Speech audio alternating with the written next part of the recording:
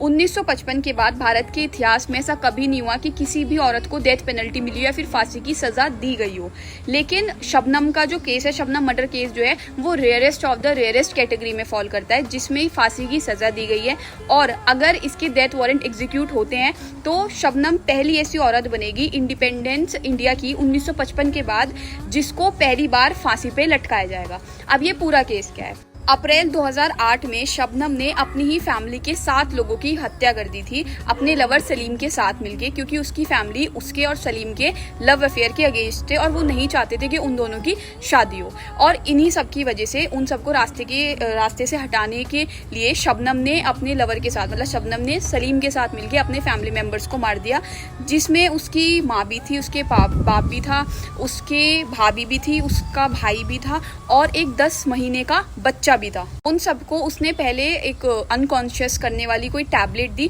और उसके बाद कुल्हाड़ी से गला काट के उन सबको मार दिया। और इतना ही नहीं, इन सब के बाद उसने प्लॉट किया और ये कि बाहर जाके हल्ला मचा दिया कि मेरे घर में कोई घुसे थे कुछ अटैकर्स और उन सब ने मेरे फैमिली मेम्बर्स को मार दिया।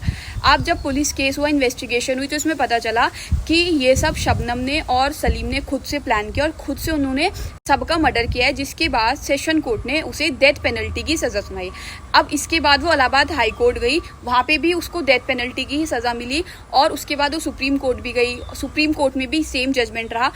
और 2 बार उसने मर्सी पिटीशन डाली प्रेसिडेंट के आगे और वहाँ पे भी उसकी मर्सी पिटीशन को रिजेक्ट कर दिया गया। तो अब बस उसके डेथ वारंट होने बाकी है, क्योंकि डेथ वारंट होते ही उसको फांसी की सजा हो जाएगी। तो बेसिकली रतनबाई जैन, जिनको 1955 में तिहाड़ जेल में एग्जीक्यूट की गई थी, जिनकी डेथ पेनल्टी, उनके बाद शबनम पहली ऐसी औरत बनेगी इंडिया में इंडिपेंडेंस के बाद जिसको की फांसी की सजा दी जाएगी।